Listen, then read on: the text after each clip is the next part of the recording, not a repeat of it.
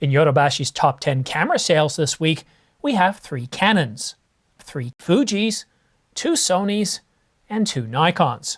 Who's number 1 and who's dead last? And what's the surprise camera in the top 10? I'll answer these questions in this video. But first, I have a simple and yet humble request. Please subscribe to this channel. It doesn't cost you anything. It helps this channel grow. And most importantly, it keeps you informed on the latest camera gear.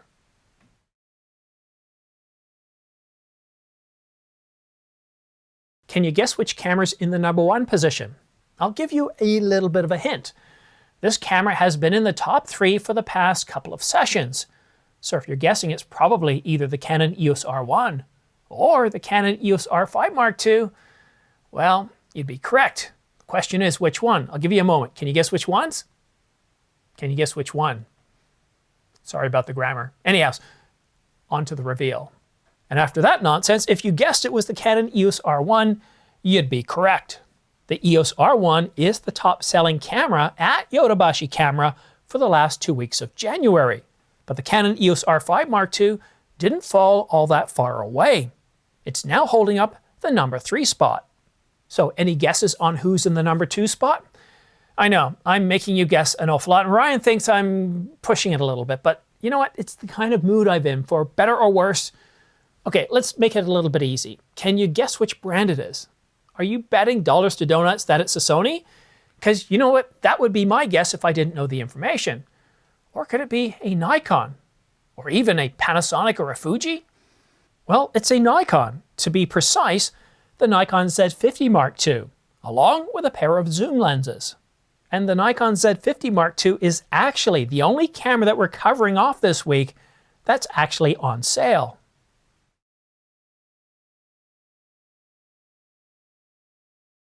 In 4th place, we have the Fujifilm X-M5, along with the XC 15 to 45mm f3.5 to 5.6. And it's the first of 3 Fujifilm cameras in the top 10. But this one has performed rather well, very well, right up there with the Fujifilm X100V and VI. It's really, what we're starting to see is that these smaller compact cameras are starting to, well, come into their own all of a sudden, showing us that people actually want better results than smartphones can deliver, but without a huge price increase or a big, bulky camera. In 5th place, it's the Sony a7C II. Like most Sony cameras, it's continuing to do well long after its launch. And in 6th place, we have the Sony a7C. Yeah, this is not deja vu, this is not an editing mistake. One thing to remind you is that when we're talking about Yodobashi's top 10 camera sales, we're talking about SKUs. So when you sell the Sony a7C body alone and you sell the a7C with a kit lens, they come in different boxes, they have different SKUs. So that's why I said we get 2 Sonys in the top 10, but technically they're holding 3 different levels. So I know it's annoying, but I don't report the data. And because Yodobashi doesn't actually tell us how many of a particular camera SKU is in the number 1, 2, 3, or 4th spot, it's impossible for me to combine them together, because otherwise what I would do is combine the a7C body alone and the a7C with the kit lens, and then I'd be able to move that up or down on the list, and I sadly can't do that. Yodobashi Camera, thank you so much for providing us with sales, camera sales every 2 weeks. It's very much appreciated. But if you could somehow give us the numbers of units sold, or maybe not, maybe that's a bit too personal, but maybe you could give us some sort of ratio numbers so that way we could we could combine, we could do our own sort of thing with it to be able to say, okay, we've got the R5 in 2 places, but one's a kit, one isn't. We've got 3 Sonys in the same, 3 Sonys with the same camera body, the a7C with a different kit lens and another kit lens, and then the body alone, and combine those together. That would be really great, because then I would stop getting all these comments after comments after comments. Why do you mention it twice? Well, I've just told you why I've mentioned it twice, and I can guarantee you people are going to completely ignore that and still post about it in the comment section down below, like I have any control over it whatsoever. In 7th place, we have our second Fujifilm camera. This time it's the XT50. With the kit lens, the XC 15 to 45mm. Unlike the XM5, it gives us a boost in resolution to 40 megapixels, and once again, I tend to favor the silver-looking retro look. Yeah, I know the all-black looks great, but still, silver is, well, I prefer it. Anyhow, back to the capabilities. This camera delivers 6K up to 60 frames per second, 10-bit 422, and it's not only a good looker, but it's very effective in both stills and video.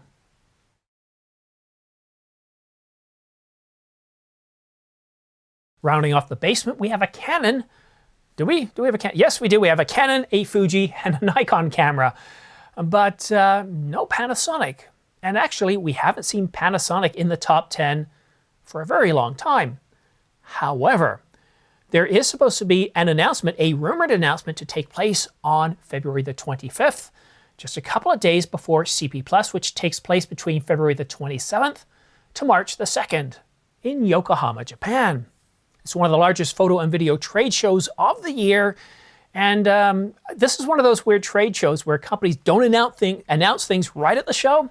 No, they announce things in the week leading up to the trade show, starting on Sunday. So anyhow, Panasonic is rumored to be announcing a new S-series camera, or I should say, most likely a refresh of the S1, the S1R, or the S1H.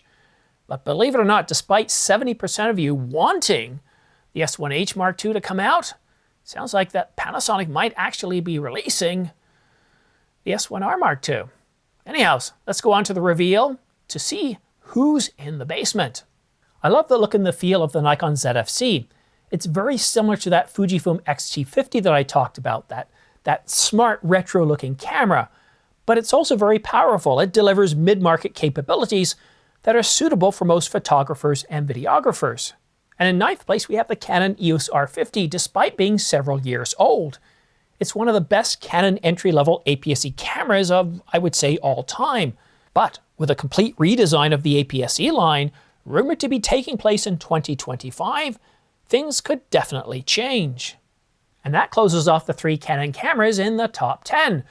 One very expensive camera, one expensive camera, and one very affordable camera. So now we turn our attention to the third and final Fujifilm cameras. And that's the Fujifilm X-T5, along with a kit lens, the XF 16 to 50mm, which sells for $20.99, offering the same 40 megapixels found in the X-T50, and once again, a very solid camera for both photographers and videographers. Do you love what Fujifilm's done with their cameras? And Nikon to a lesser degree. I don't know if it was necessity. I don't see. Fujifilm's a very interesting company. Unlike these other companies, they literally focused on film. It's in the name, Fujifilm. And even today, Fujifilm makes most of their money actually out of, believe it or not, selling film cameras or film-related products for their film cameras. And it's true. If you add up all the APS-C and medium format cameras that Fujifilm sells, it doesn't make nearly as much money as the film products. And that's really shocking, especially here in 2025. And I don't know why they've stuck with that retro design, because the design that you see in today's modern cameras, like this one here, the X-T50, the X-T5, that's how cameras used to look in the 70s. Now granted, Fujifilm has rounded off the corners a little bit, and because of better manufacturing tolerances, they do look a little bit better. And that's why I tend to favor the silver version over the all black, although both look really good. And Nikon going after that retro design camera with the ZFC, again, it looks terrific. Although Canon is rumored to be coming out with their own retro style camera. I don't know. I wonder how many people go with these cameras or the X100 VI just because of how they look. And for us older folk, and yes, I am part of that older folk, I now get, I should almost cry over this, a senior's discount. But it's at Shoppers Drug Mart, where basically with your discount, you're basically paying the same price as everybody else's normal price. But the point is, I'm in that old group. And there's certain things that, like for example, a Mac. To you, it's an Apple product. But to me, it reminds me of the 80s, the late 70s, when home, and yes, we used to call them home computers, not personal computers, but when home computers were starting to come into their own. I see Apple from a very different standpoint. I see the Apple II. I remember the original Macintosh, I think it was an SE, the VIC-20, the 64, the 128, the Amiga. I don't just think of Apple. It takes me back to a different place. And that's one of the reasons why I think these retro design cameras, at least for me, especially that silver, really ring home. Now, unfortunately, this time around, there are very few sales on the cameras that I talked about, just that one, but there are still a few other sales on. But I don't expect to see a whole lot going on right now until we start to move into, what is the next big kind of holiday? Well, it's really Father's Day. Around Father's Day, traditionally, we get a lot of sales, but we might see some sales prior to then, based on whatever camera announcements might be coming our way. So I do have some sales in the comment section down or in the description of this video. Feel free to help yourself out to those. If you do use my affiliate link, so just a bit of transparency, I do get a commission back anywhere from 2 to 5%, which really supports this channel, literally keeps the lights on. And by using those links, stop me from having to do any sort of sponsorship ad at the beginning of the video. But now I want to talk to you about something for those of you who, well, if you're watching this far, you already get it, but there's some people who ask questions such as, why do you cover Yodobashi? Why don't you cover B&H and Adorama? Why don't you cover Europe? Well, because camera stores in those countries don't release their information. And Yodobashi does, Map Camera does, and I just stick with Yodobashi because it gives me a track record, a trend really, not a track record, a trend, because if we see Canon R1 in the top one for months and then it's replaced by R5 Mark II, we're seeing it based on that viewpoint of that clientele visiting that camera store.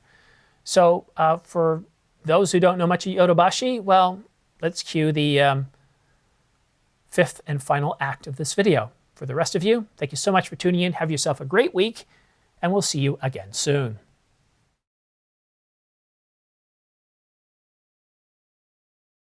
Yodobashi camera sales actually rank 4th largest of all the consumer electronics mass retailers in Japan, at least when it comes to camera stores. So you might be wondering, why on earth does somebody from North America actually cover Yodobashi and not B&H or Adorama? Well, simply put, Yodobashi publishes their top 10 camera sales every 2 weeks, religiously. Well, B&H and Adorama, they might do it for a special occasion, because otherwise, they just don't believe in publishing their numbers. So, that's why, in a nutshell, I report on Yodobashi numbers every couple of weeks.